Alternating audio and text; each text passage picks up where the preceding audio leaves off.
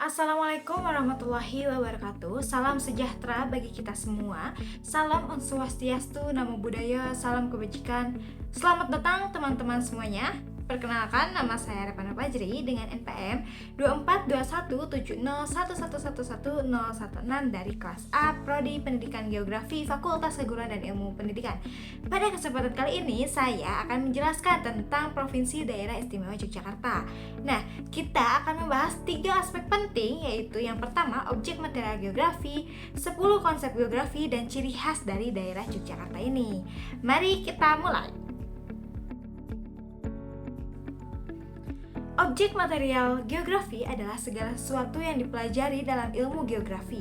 Nah, di Yogyakarta kita akan menganalisis 5 komponen utama. Pertama, atmosfer yang berkaitan dengan iklim dan cuaca. Kedua, ada litosfer, yaitu batuan dan tanah. Yang ketiga itu ada hidrosfer atau sistem perairan. Keempat, ada biosfer yang mencakup flora dan juga fauna. Dan yang kelima itu ada antroposfer, meliputi manusia beserta kebudayaannya. Mari kita bahas satu persatu. Mari kita mulai dari atmosfer. Nah, Yogyakarta ini memiliki iklim tropis dengan 2 musim yang jelas. Kemudian suhu udaranya itu berkisar antara 23 hingga 31 derajat Celcius sepanjang tahunnya. Nah, sehingga Yogyakarta ini cenderung panas dan juga lembab. Kemudian curah hujannya juga bervariasi dari 151 hingga lebih dari 500 mm per bulan. Musim hujan berlangsung dari bulan Oktober sampai bulan April, sedangkan musim kemarau dari bulan Mei hingga September. Nah, kelembaban udara di sana itu cukup tinggi, mencapai 70 hingga 90%. Kemudian kondisi iklim ini juga sangat mendukung kegiatan pertanian sepanjang tahunnya, terutama di daerah lereng Gunung Merapi yang sangat amat subur. Nah, sekarang kita membahas litosfer atau lapisan batuan dan tanah. Yogyakarta memiliki keragaman geologi yang menarik. Di bagian utara terdapat batuan vulkanik seperti andesit dan abu vulkanik dari Gunung Merapi. Kemudian di bagian timur dan juga selatan, khususnya Gunung Kidul, didominasi oleh batuan kars atau gamping. Nah, sedangkan di bagian tengah terdapat batuan sedimen dan aluvial. Jenis tanah di daerah Yogyakarta ini juga beragam. Tanah Regoso di lereng Merapi yang sangat subur untuk pertanian. Kemudian tanah Mediteran di Gunung Kidul kurang subur dan sulit menyimpan air. Ada juga tanah aluvial di dataran tengah dan tanah litosol di perbukitan. Nah, namun perlu diingat juga, Yogyakarta juga menghadapi bahaya geologi seperti erupsi Merapi yang aktif dan juga potensi gempa bumi karena berada di zona subduksi. Mari kita lanjut ke hidrosfer atau sistem perairan. Nah, Yogyakarta memiliki 5 sungai utama. Yang terbesar adalah ada Sungai Progo yang mengalir melintasi Kulon Progo. Nah, kemudian ada juga Sungai Opak, Sungai Code yang membelah kota Yogyakarta, Sungai Winongo di sebelah barat, dan Sungai Gajah Wong di sebelah timur. Sungai-sungai ini sangat penting untuk irigasi pertanian dan juga sumber air bersih. Kemudian di bagian selatan, Yogyakarta berbatasan langsung dengan Samudra Hindia sepanjang sekitar 100 km. Nah, ombak di pantai selatan itu terkenal besar dan juga kuat. Nah, Yogyakarta juga memiliki Waduk Sermo di Kulon Progo untuk irigasi, telaga-telaga alami di kawasan kars Gunung Kidul, serta sistem air tanah yang penting terutama di daerah kars. Nah, sekarang kita masuk ke biosfer, dimulai dari flora atau tumbuhan. Ada buah kepel adalah flora identitas Provinsi Yogyakarta. Nah, buah ini sangat khas karena hanya tumbuh di lingkungan keraton dan memiliki keunikan tersendiri. Setiap kabupaten dan kota juga memiliki flora identitasnya masing-masing. Nah, kota Yogyakarta dengan Kelapa Gading, kemudian Sleman dengan Salak Pondok, kemudian Bantul. Nah, Bantul ini terkenal dengan sawo kecik dan juga Kulon Progo dengan pohon manggisnya. Gunung Kidul belum memiliki atau belum menetapkan flora identitasnya secara resmi. Nah, vegetasi lain yang umum dijumpai adalah pohon jati di Gunung Kidul. Berbagai tanaman pertanian seperti padi, jagung, serta vegetasi pantai seperti kelapa dan juga cemara laut. Untuk fauna atau hewan, itu ada burung perkutut Jawa yang menjadi fauna identitas dari Provinsi Daerah Istimewa Yogyakarta ini. Nah, burung ini memiliki nilai budaya yang tinggi dalam masyarakat Jawa. Sama seperti flora, setiap kabupaten dan kota memiliki fauna identitasnya. Nah, kota Yogyakarta dengan burung tekukur, Sleman dengan burung gereja, Bantul dengan burung puter, dan Kulon Progo dengan burung kacar.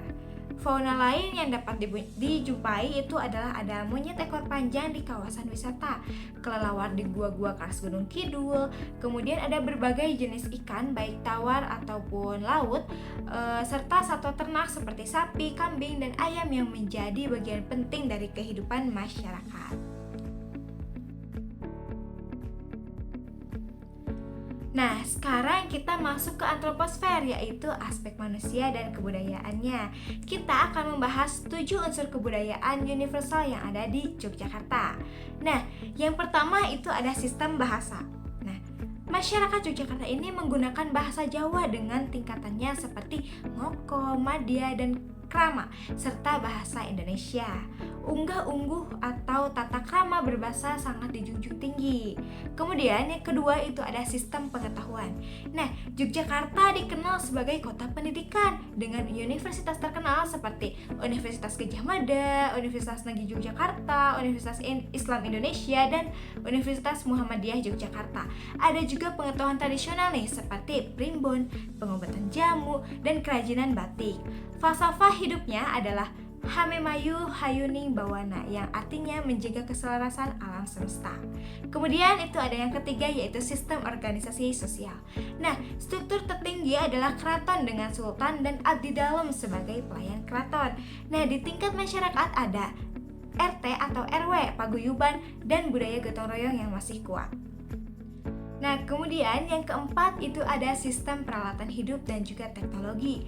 Nah, Yogyakarta memadukan peralatan tradisional seperti cangkul, tumpang, andong, becak, dan gamelan dengan teknologi modern seperti mesin pertanian dan kendaraan yang bermotor. Nah, yang menariknya itu adalah teknologi batik dengan canting dan malam masih dipertahankan hingga sekarang. Kemudian yang kelima itu ada sistem mata pencaharian.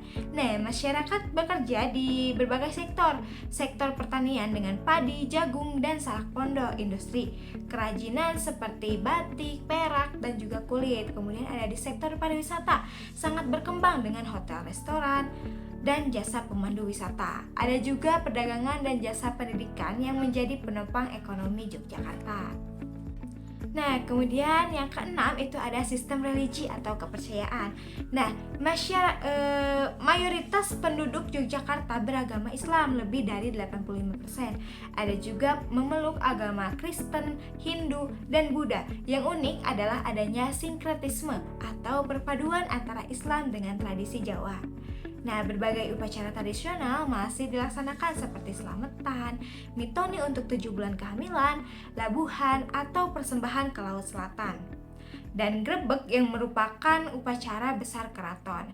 Kemudian yang ketujuh itu ada sistem kesenian. Nah, Yogyakarta ini sangat kaya dengan kesenian.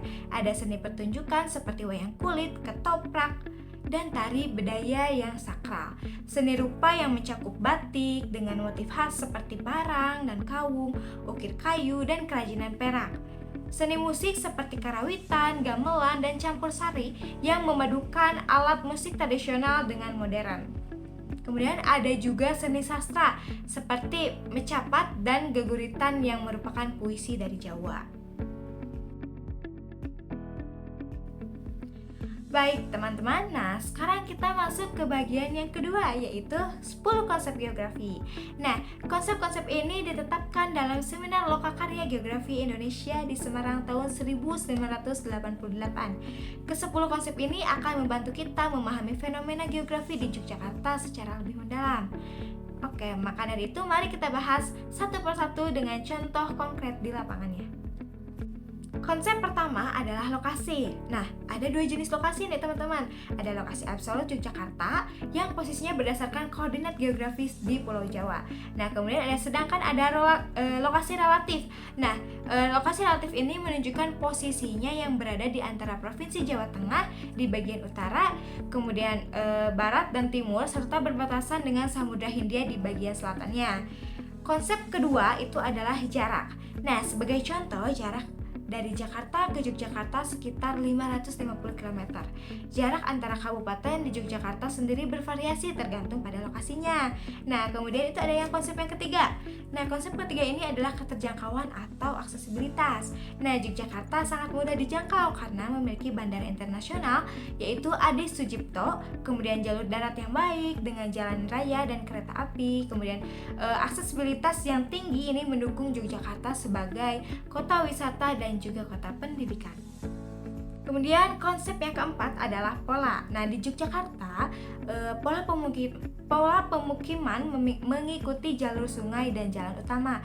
Pola penggunaan lahan jelas terlihat seperti pertanian di bagian utara, perkotaan di tengah, dan pesisir di selatan. Nah, persebaran penduduk terpusat di kota Yogyakarta dan Kabupaten Sleman. Yang kelima itu ada konsep morfologi atau bentuk wilayah. Nah, Yogyakarta memiliki bentuk yang memanjang dari utara ke selatan. Nah, topografinya juga bervariasi mulai dari pegunungan vulkanik di utara, kemudian dataran di tengah, perbukitan kars di timur dan selatan, hingga pantai di paling selatan. Nah, konsep yang keenam adalah aglomerasi atau pengelompokan. Nah, ada konsentrasi universitas di sekitar kota Yogyakarta yang menjadikannya sebagai kota pendidikan. Nah, industri batik terpusat di kota Yogyakarta, sedangkan perak di kota gede. Nah, pusat perdagangan terkonsentrasi di Malioboro dan Prawirotatman. Kemudian ada konsep yang ketujuh adalah nilai kegunaan. Nah, setiap wilayah di Yogyakarta ini memiliki nilai kegunaan yang berbeda. Seperti lereng Merapi sangat berguna sebagai lahan pertanian yang subur. Kemudian kawasan kars di Gunung Kidul bernilai untuk wisata alam dengan gua dan pantai yang indah. Kemudian pantai selatan berguna untuk perikanan dan juga pariwisata. Nah, kota Yogyakarta berfungsi sebagai pusat pendidikan, budaya, dan juga pariwisata. Kemudian konsep yang ke-8 adalah interaksi dan interdependensi. Ada interaksi antara desa sebagai produsen hasil pertanian dengan kota sebagai konsumen. Nah, Yogyakarta juga berinteraksi dengan Jakarta dalam hal pariwisata dan juga pendidikan. Sektor pariwisata saling bergantung dengan sektor lain seperti transportasi, kuliner, dan kerajinan. Semua sektor ini itu saling mendukung satu sama lainnya. Konsep ke-9 adalah diferensiasi area atau perbedaan karakteristik wilayah. Nah, wilayah utara yaitu Sleman memiliki karakteristik vulkanik, cocok untuk pertanian dan beriklim sejuk. Wilayah tengah di kota Yogyakarta bersifat perkotaan, pusat perdagangan, dan padat penduduk. Wilayah timur yaitu Gunung Kidul itu berupa kawasan kars yang kering dengan sumber air yang terbatas. Wilayah selatan yaitu Bantul adalah pesisir dengan pantai dan aktivitas perikanan. Kemudian di wilayah barat yaitu Kulon Progo memiliki pegunungan dan Waduk Sermo. Nah, selanjutnya itu ada konsep yang terakhir yaitu konsep yang ke-10 adalah keterkaitan keruangan. Ada hubungan sebab akibat dalam ruang, misalnya erupsi Merapi menghasilkan abu vulkanik yang membuat tanah pertanian menjadi subur. Keberadaan banyak universitas mendorong perkembangan ekonomi lokal seperti kos-kosan, warung makan, dan fotokopi. Nah, jalur transportasi yang baik memicu perkembangan pada kawasan wisata. Semua fenomena ini saling terkait dalam ruang.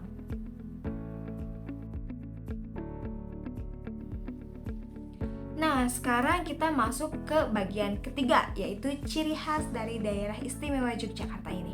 Yang pertama adalah ciri khas budaya. Nah, Keraton Yogyakarta masih berfungsi sebagai pusat budaya dan pemerintahan tradisional hingga saat ini. Batik Yogyakarta memiliki motif yang khas seperti parang, kawung, sido mukti, dan truntum yang berbeda dengan batik daerah lain. Kemudian ada seni pertunjukan nih seperti wayang kulit, tari bedaya, dan tari serimpi masih dilestarikan dan dipentaskan. Kemudian ada karawitan atau musik gamelan Yogyakarta yang memiliki ciri khas sendiri dalam irama dan juga gayanya. Nah, kemudian ada Blangkon Yogyakarta nih yang unik karena memiliki mondolan atau tonjolan di bagian belakang sebagai pembeda dari blangkon daerah lainnya. Nah, untuk ciri khas sosial, Yogyakarta ini memiliki status daerah istimewa dengan keistimewaan dalam pemerintahan. Nah, Sultan Hamengkubuwono yang juga Raja Keraton Yogyakarta menjabat sebagai gubernur. Sistem abdi dalam atau pelayan keraton masih eksis dan berfungsi hingga sekarang. Yogyakarta ini memiliki 3 julukan, yaitu kota gudeg karena makanan khasnya, kota pendidikan karena banyak universitas, dan kota budaya karena kekayaan budayanya. Dari segi ciri khas geografis, Yogyakarta memiliki Gunung Merapi yang merupakan salah satu gunung berapi teraktif di Indonesia. Kemudian ada pantai selatan dengan ombak besar seperti Parangtritis yang sangat terkenal. Nah, Gunung Kidul memiliki kawasan karst terluas di Pulau Jawa dengan ratusan gua. Kemudian ada tiga sungai yang membelah kota, yaitu Winongo, Code, dan Gajah Wong yang menjadi suatu ciri khas dari topografi Yogyakarta ini. Yogyakarta juga terkenal dengan kulinernya. Gudeg adalah makanan khas berbahan nangka muda yang dimasak dengan santan dan rempah-rempah. Kemudian pasti kalian juga pada tahu ini ada bapia patok. Nah, adalah kue khas berisi kacang hijau yang terkenal sebagai oleh-oleh dari Yogyakarta. Ada juga yangko, merupakan kue tradisional yang kenyal dan juga manis. Kemudian ada wedang ronde, adalah minuman hangat yang berisi kacang yang cocok diminum saat malam hari. Kemudian dari segi pariwisata, Jogja itu sangat kaya. Ada candi-candi megah seperti Prambanan dan Borobudur yang menjadi warisan dunia, keraton, dan berbagai situs budaya menarik wisatawan lokal maupun mancanegara. Pantai-pantai indah seperti Baron, Kukup, Indrayanti di pesisir selatan, itu gua-gua di Gunung Kidul menawarkan petualangan wisata alam yang menarik. Nah, kemudian ada juga Malioboro. Nah, Malioboro ini adalah pusat pembelanjaan tradisional yang wajib dikunjungi dengan suasana khas dan berbagai barang kerajinan. Nah, yang membuat Yogyakarta istimewa adalah kemampuannya dalam memadukan tradisi dengan modernitas. Keraton masih berfungsi dan dihormati di era modern ini. Teknologi tradisional seperti membatik dengan canting tetap dilestarikan sambil mengadopsi teknologi modern. Nah, kemudian ada nilai-nilai budaya Jawa seperti gotong royong, unggah-ungguh, dan hormat kepada yang lebih tua tetap kuat diterapkan. Yogyakarta juga menjadi pusat pendidikan tinggi terkemuka di Indonesia. Kemudian toleransi antar umat beragamanya juga sangat tinggi dan berbagai tempat ibadah berdampingan secara harmonis. Ekonomi Yogyakarta ini berbasis budaya dan pariwisata yang berkelanjutan. Kemudian itu moto Yogyakarta ini menggambarkan kebinekaan dan kesatuan dalam keberagaman. Baik teman-teman, kita sampai pada kesimpulan nih. Provinsi Daerah Istimewa Yogyakarta ini memiliki kelengkapan objek material geografi mulai dari atmosfer, litosfer, hidrosfer, biosfer, hingga antroposfer. Semua konsep geografi dapat diterapkan dan diamati di Yogyakarta, dari konsep lokasi sampai ke keterkaitan keruangan. Nah, Yogyakarta juga memiliki ciri khas yang sangat unik dalam hal budaya, sosial, geografis, kuliner, dan bahkan pariwisata. Dapat kita simpulkan bahwa Yogyakarta adalah laboratorium geografi yang hidup, di mana kita dapat mempelajari dan mengamati berbagai fenomena geografi secara langsung. Mari kita refleksikan, mengapa Yogyakarta disebut istimewa? Pertama, karena keanekaragaman geografisnya yang luar biasa. Nah, dalam satu provinsi kecil seluas 3.185 km persegi, kita bisa menemukan gunung berapi, dataran subur, kawasan karst, dan pantai. Nah, yang kedua itu ada kekayaan budayanya yang masih hidup dan lestari, tidak hanya di museum, tetapi dalam kehidupan sehari-hari masyarakatnya. Yang ketiga, itu ada ketahanan masyarakat Yogyakarta menghadapi bencana alam nih, seperti erupsi Merapi dan gempa bumi. Nah, mereka selalu bangkit lebih kuat dengan semangat gotong royong. Yang keempat, itu adanya harmoni antara alam dan juga manusia, di mana masyarakat di sana itu memanfaatkan sumber daya alam sambil tetap menjaga kelestariannya. Nah, namun Yogyakarta juga menghadapi berbagai tantangan bencana seperti erupsi Merapi, gempa bumi, dan potensi tsunami di pantai selatan. Krisis air yang kronis di Gunung Kidul akibat kondisi tanah kars, kemudian ada alih fungsi lahan dari pertanian menjadi permukiman dan industri yang mengancam ketahanan pangan. Kemudian ada over turis atau wisatawan yang terlalu padat di destinasi populer dapat merusak pada lingkungan. Dan yang tidak kalah penting itu adalah erosi budaya akibat arus globalisasi. Namun kita memiliki harapannya adalah pembangunan berkelanjutan yang tidak merusak lingkungan. Pelestarian budaya dan lingkungan harus berjalan secara beriringan. Sistem mitigasi bencana harus terus diperbaiki. Kemudian pariwisata harus bertanggung jawab dan ramah lingkungan. Dan yang paling penting, generasi muda harus menjadi penerus budaya dengan tetap terbuka terhadap modernitas. Nah, teman-teman, ada beberapa pesan dan ajakan yang ingin saya sampaikan. Pertama, mari kita pelajari geografi dengan serius, karena dengan memahami geografi ini kita dapat bisa memahami lingkungan kita menjadi lebih baik. Kemudian yang kedua, kita jaga kelestarian alam dan budaya yang kita miliki. Jangan sampai rusak di tangan kita sendiri. Yang ketiga yaitu lestarikan nilai-nilai kearifan lokal seperti gotong royong, tenggang rasa, dan rasa menghormati. Nah, yang keempat itu ada dokumentasikan tradisi dan budaya kita untuk generasi yang mendatang, bisa melalui foto, video, ataupun tulisan. Nah, kemudian yang kelima itu ada sebarkan kebaikan Yogyakarta ke seluruh dunia agar lebih banyak orang yang mengenal dan menghargai. Ingat falsafah Jawa yaitu Memayu Hayuning Bawana, yang artinya mengupayakan keselamatan dan kesejahteraan dunia. Ini bukan hanya tanggung jawab pemerintah, tetapi tanggung jawab kita bersama. Baik teman-teman, demikian presentasi saya tentang geografi Provinsi Daerah Istimewa Yogyakarta. Nah, kita telah membahas objek material geografi yang meliputi atmosfer, litosfer, hidrosfer, biosfer, dan bahkan antroposfer. Kita juga telah mengaplikasikan 10 konsep geografi di Yogyakarta. Dan yang terakhir, kita telah mengenal berbagai ciri khas yang membuat Yogyakarta itu istimewa. Nah, Yogyakarta ini benar-benar merupakan laboratorium alam dan budaya yang tak ternilai harganya. Di sini kita bisa belajar banyak hal dari fenomena alam hingga kekayaan budaya yang sangat amat luar biasa. Saya harap presentasi ini atau video pembelajaran ini bermanfaat dan menambah pemahaman kita tentang geografi Yogyakarta. Mohon maaf bila terdapat kesalahan kata atau pengucapan. Terima kasih atas perhatiannya. Wassalamualaikum warahmatullahi wabarakatuh.